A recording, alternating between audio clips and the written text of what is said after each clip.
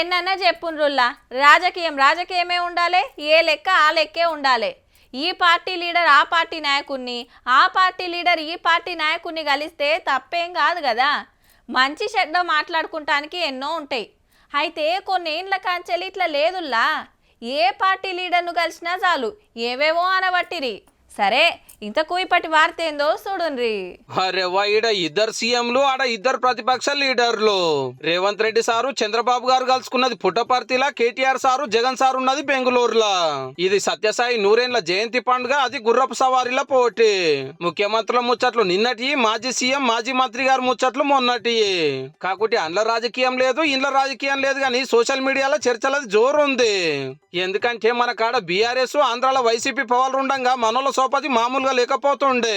ప్రగతి భవన్ లో రాచ మర్యాదలు, విందు భోజనాలు, ఆ పలకరింపులు, ఆ ప్రేమలే అలాగుండేది. మళ్ళా రెండు పార్టీలు పవర్లకు వస్తానికి ఒకరికొకరు చాతరైన కాడికి సాయం చేసుకున్నారని ఎంతో ప్రచారం నడిచే.